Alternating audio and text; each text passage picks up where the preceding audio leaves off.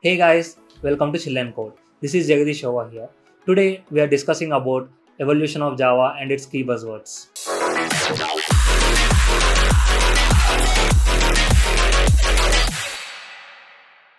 Before we get started, a quick disclaimer.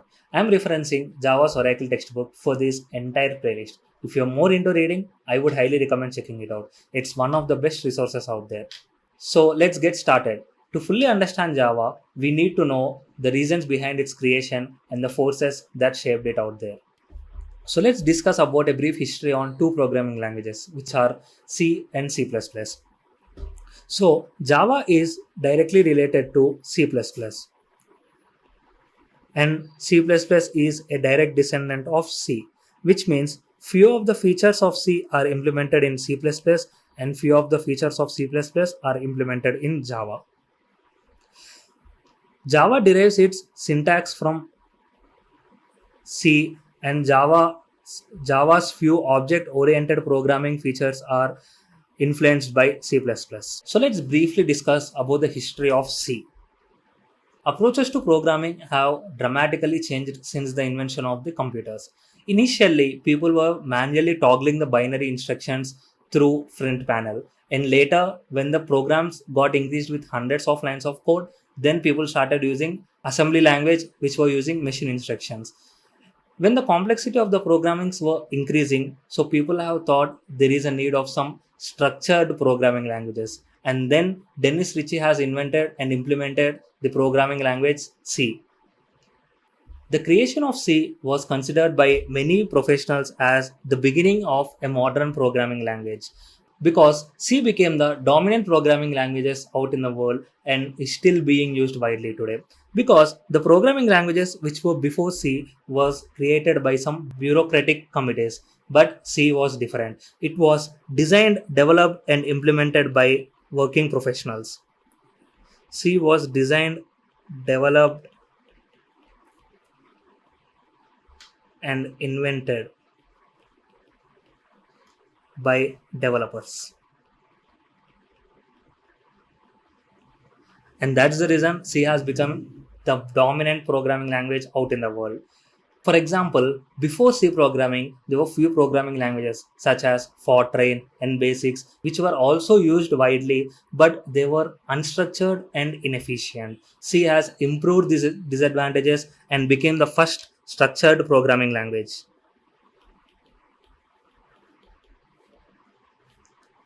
It's also an efficient and high level programming language.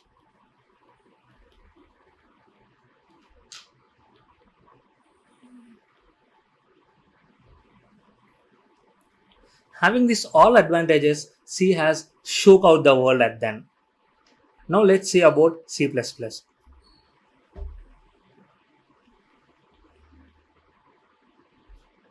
Since C is a successful and most used language out there, you might think why there is a requirement of new programming language. The answer lies in its complexity. C was a structured, efficient, and a high level programming language, but it was too complex if the program exceeds a certain limit. To solve this problem, C++ had invented a new programming method which is called as object oriented programming.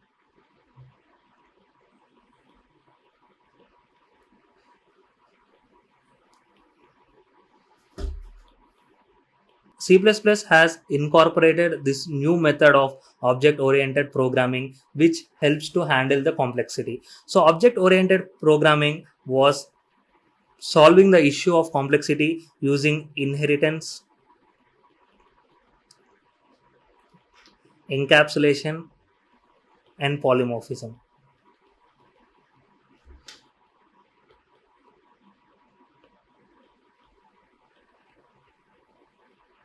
So using these three, C++ was able to solve the problem of complexity. C++ is an extension of C, which means it includes all the features, benefits that C has, which means even C++ is a structured, efficient, and high level programming language.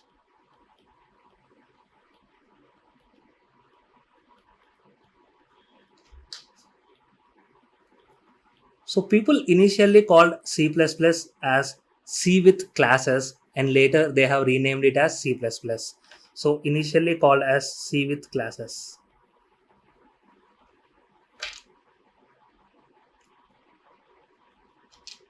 C with classes. And later it has been renamed to C++. The invention of C++ was not with an intention of creating a complete new programming language, but it is an enhanced version of an already successful programming language, which is C. So remember that C++ intention was to enhance a programming language C, hence a programming language,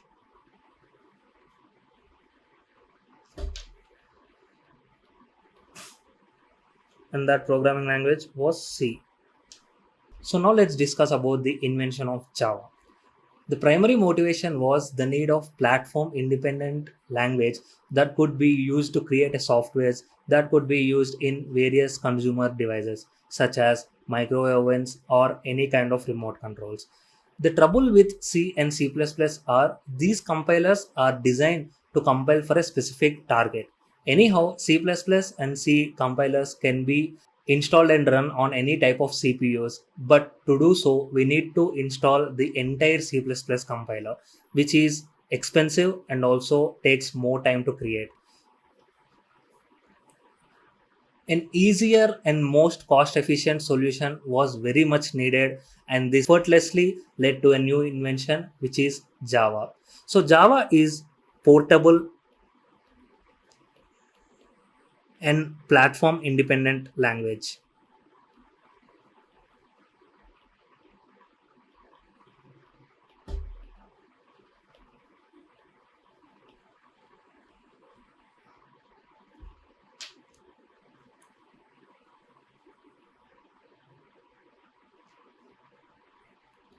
As discussed initially, Java is closely related to C++ because even Java has inherited the concept of object oriented programming structure, which means inheritance, encapsulation, and polymorphism.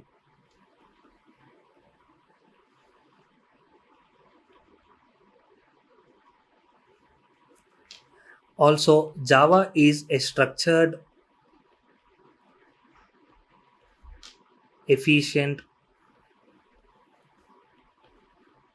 and high level language.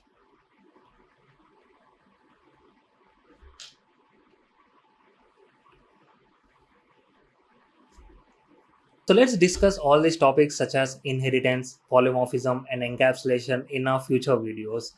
Because of the similarities between Java and C++, it is tempting to think that Java is an enhanced version of C++, but it is not true. Java is not an enhanced version of C++.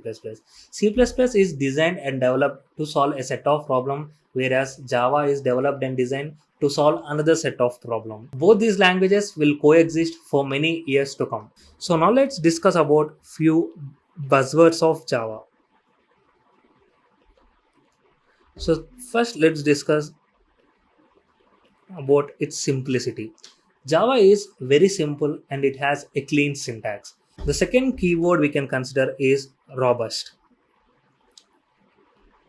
The designers and developers of Java have struggled a lot to create a robust programming languages such as Java.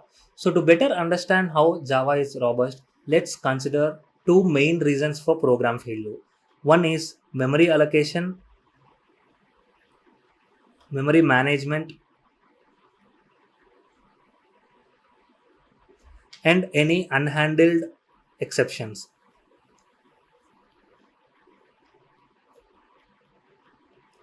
So let's discuss what these exceptions is later, but for now, understand these unhandled exceptions as some errors. So considering these two main programming failures, For example, in C or C++, for memory management, a programmer has to manually allocate or deallocate the memory.